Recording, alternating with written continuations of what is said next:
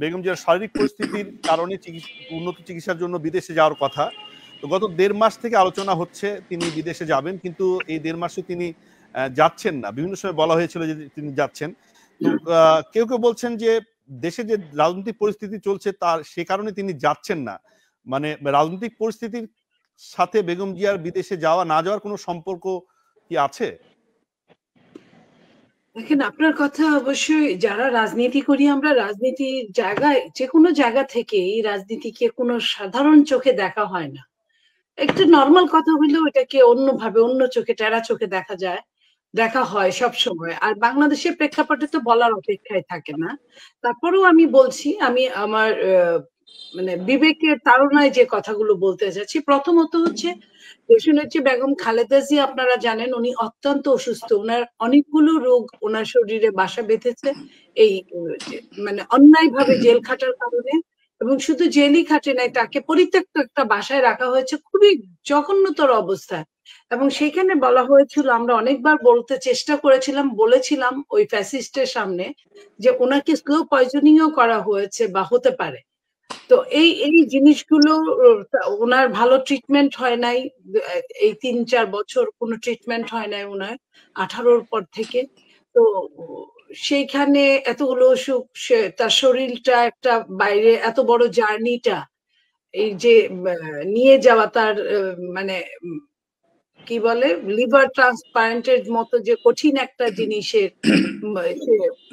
ভেতর দিয়ে যাচ্ছে, তো সেইটার জন্য তার এত লম্বা জার্নিটা তার ধকল সইবে কিনা, এই জন্য তাকে শারীরিক ভাবে বারবার চেক আপের মধ্যে রাখা হচ্ছে, এটাও যেমন সত্যি কথা। আবার আপনারা যে কথাগুলো বলছেন, আমি ওটার দিকে ওইভাবে না গেলেও কিছুটা এটা বলতে পারি যে আপনি দেখেছেন যে বিএনপি মহাসচিব উনি কয়েকবার কয়েকটা কথা বলেছেন। কয়েকদিন আগে একবার বললেন যে -2 ফর্মুলা কিন্তু এখনো চলমান, 1 নাম্বার। 2 নাম্বার হচ্ছে যে উনি আবার বললেন যে ভোট এবং ভাতের অধিকারের জন্য আমাদেরকে আবারও হয়তো রাস্তায় নামতে হবে। এই যে এই জিনিসগুলো, এখান থেকে বোঝা যায় যে উনি উনি কতটা নিরাপদ। উনার জন্য যদি এই কথাগুলোর কিছুটা কিয়দংশ যদি আপনার মানে সত্য হয়, তাহলে কিন্তু ওনার জন্য মানে যে কোনো কিছুই নিরাপদ না। তো এই নিরাপদ এবং অনিরাপদের মধ্যে আমরা দিন যাপন করছি আপনার। তবে এটাও সত্যি, এটাই বেশিরভাগ সত্যি যে ওনার শারীরিক ফিটনেসটা বারবার করে দেখা হচ্ছে। মাঝখানে একবার যাওয়ার কথা ছিল, তখন ওনার হঠাৎ করে শারীরিক ভাবে আবার অসুস্থ হয়ে পড়ায় উনি আবার হসপিটালাইজড হয়েছিলেন বা গিয়েছিলেন, আবার চেক আপ করছিলেন। আপনারা দেখছেন যে কিছুদিন পর পর গিয়ে চেক আপ করছে। তো এটাও কারণ হতে পারে। এখন 2টা কারণের মধ্যে আমি এইভাবে বললাম। তবে এটাও ঠিক যে ষড়যন্ত্রকারীরা ষড়যন্ত্রের মধ্য দিয়েই আছে এবং ভীষণভাবে ষড়যন্ত্র করার চেষ্টা করছে, যেটা আমাদের নেতা জনাব তারেক রহমান, বিএনপির অ্যাক্টিং চেয়ারম্যান, উনি প্রায় প্রতিটা বক্তব্যেই বলে, আপনারা নিশ্চয়ই শুনে থেকেছেন যে আমরা ভীষণভাবে ষড়যন্ত্রের ভেতর দিয়ে যাচ্ছি। আমরা আগেও বিরোধী দলে ছিলাম, এখনো বিরোধী দলে আছি, এবং আমরা যাতে ক্ষমতায় না যেতে পারি তার জন্য যথাসম্ভব চেষ্টা করা হচ্ছে।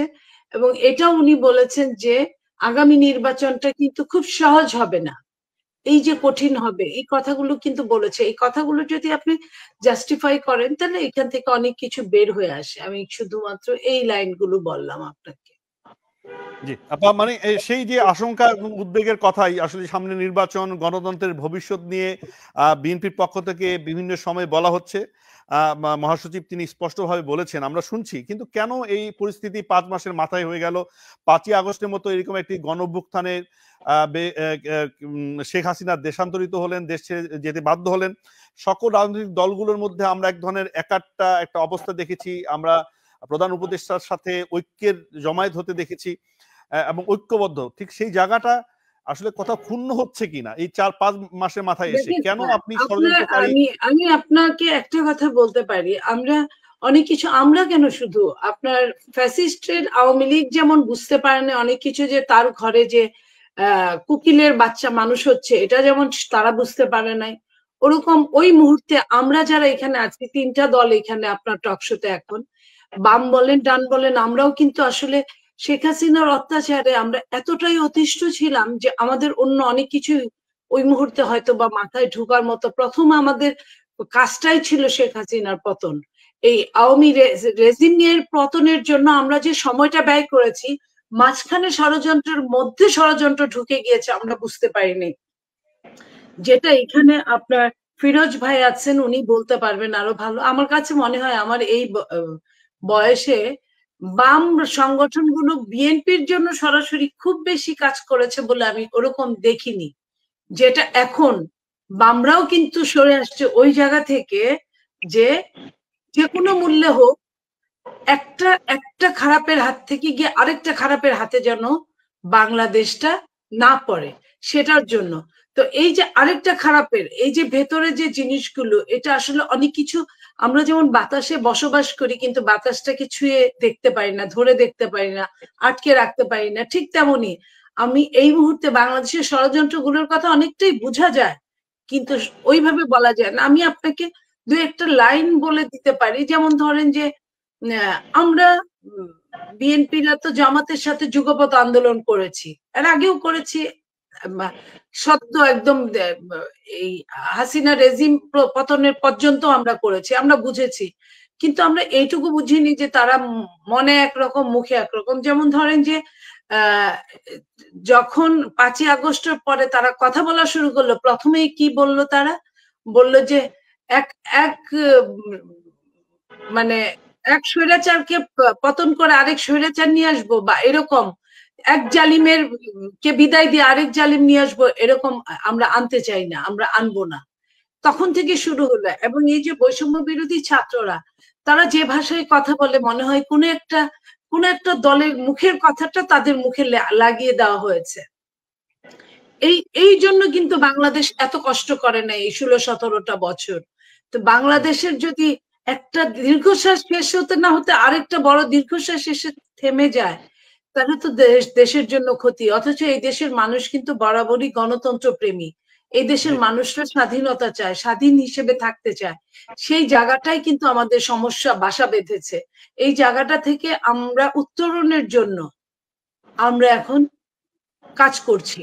এবং আমরা বিশ্বাস করি বাংলাদেশের মানুষ যেহেতু আপনার সাম্প্রদায়িকতার ঊর্ধ্বে, বাংলাদেশের মানুষ যেহেতু গণতন্ত্রের মধ্যেই থাকে, বাংলাদেশের মানুষ যেহেতু জীবন দিয়ে গণতন্ত্রকে রক্ষা করে, আমার মনে হয় যে কোনো ষড়যন্ত্রকারী খুব বেশি দিন আমাদের সমস্যার মধ্যে রাখতে পারবে না।